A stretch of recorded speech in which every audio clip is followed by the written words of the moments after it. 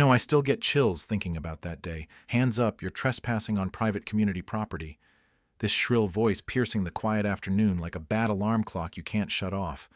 And there she was, Karen, our self-proclaimed neighborhood enforcer, all decked out in this ill-fitting tactical vest and a hat that screamed dollar store security guard.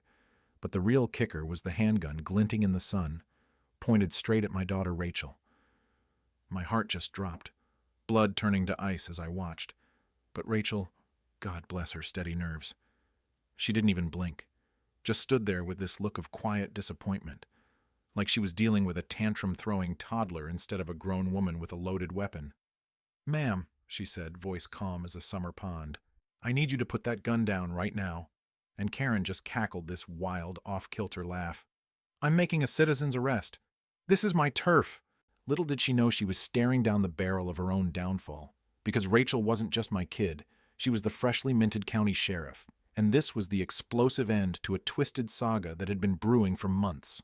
One that turned our dream lakeside retreat into a battlefield of egos, rules, and buried secrets. It all started with this long-held dream Linda and I had chased for over 2 decades. Not some fancy mansion, nah, just a cozy spot by the water at Crystal Pond, with a solid dock for fishing, a porch swing for morning coffee, and enough space for the grandkids to run wild without a care. I'm a retired structural engineer, you see, and the thought of tinkering on that dock or building a fire pit from scratch, that was my slice of paradise, a way to keep my hands busy after years of blueprints and deadlines. We'd scrimped and saved, scoured listings until we found this gem. A modest 2-bedroom cabin tucked in a quiet inlet, on land platted back in the late 70s, well before the fancy subdivision half a mile away sprouted up in the 90s. That detail turns out was our golden ticket, a legal shield we didn't even know we'd need yet. We closed the deal, spent a few weeks sprucing it up, fresh paint, new shutters, the works, and settled in as spring woke everything up, loons calling across the water, sunlight filtering through the oaks, days blurring into perfect simplicity, deciding between canoe paddles or dock lounging, until Karen rolled in. She showed up one crisp Saturday in this golf cart tricked out like a wannabe cop car, complete with a blinking amber light that looked more annoying than official, parking it crooked at our driveway's end and marching across the lawn like she owned the deed. Late 50s, sharp bob haircut, those wraparound shades hiding eyes that scanned everything with judgment. She clutched a clipboard like it was her crown. "Welcome to the Crystal Pond Homeowners Association," she declared. Not friendly, more like issuing a command. "I'm Karen Thompson, president." I stuck out my hand. "John and Linda here, thrilled to be neighbors." But she ignored it, eyes flicking over our porch swing, the lumber stack from my garden boxes, sizing us up. Linda, always the peacemaker, chimed in with her warm smile. "Oh, thanks for stopping by, Karen. We didn't know about an HOA, nothing in the closing papers." And there it was, a flash in her eyes. Something possessive, territorial, like we'd poked a bear. "Of course there's an HOA," she snapped, tone dripping condescension. "How else do we keep property values up and riffraff out? Here's your packet. Dues are $600 yearly, covers roads, docks, and my security patrols."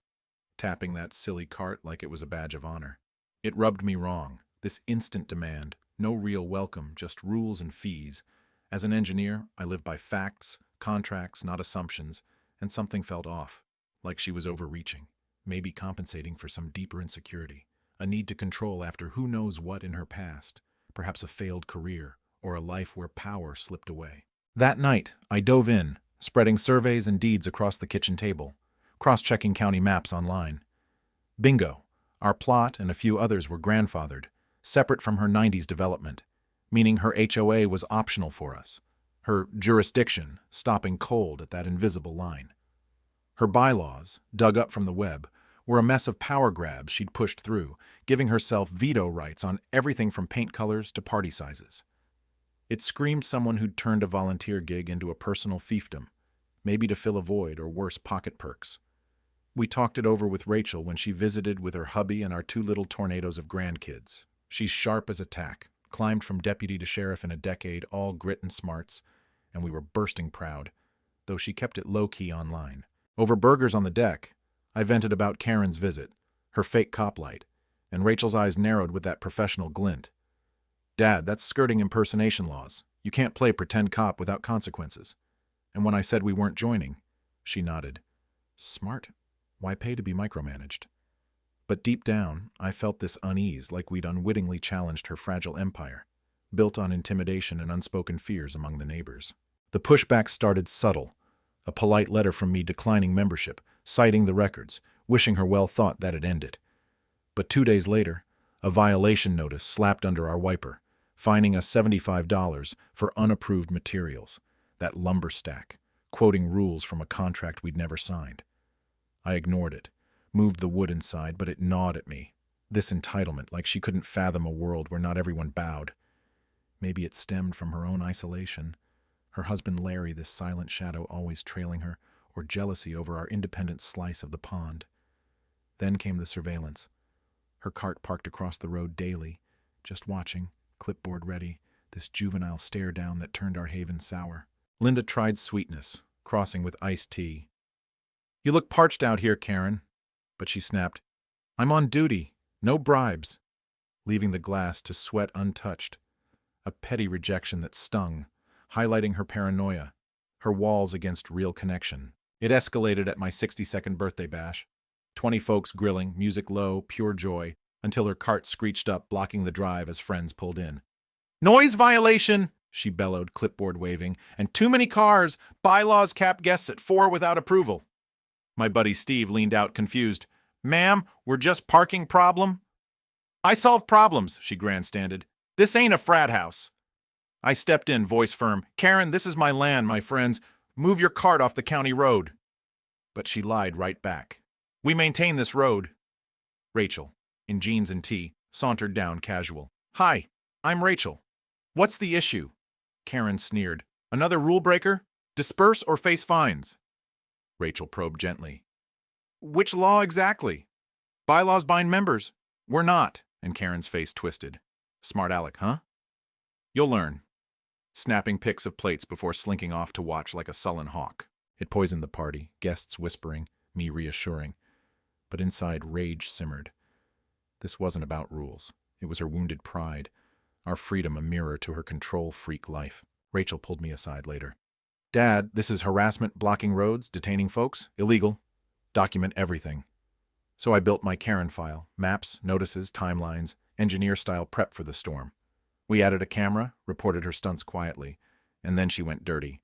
Anonymous tip to zoning about our illegal dock, forcing me to bury in paperwork, prove its grandfathered status with old receipts and codes. It drained days, stressful as hell, her way of weaponizing red tape, hoping we'd cave or flee. But it backfired, exposing her pattern. The zoning gal hinted at her flood of bogus complaints, wasting resources, born from some vendetta against outsiders like us, perhaps rooted in her own disputed property history I'd later uncover.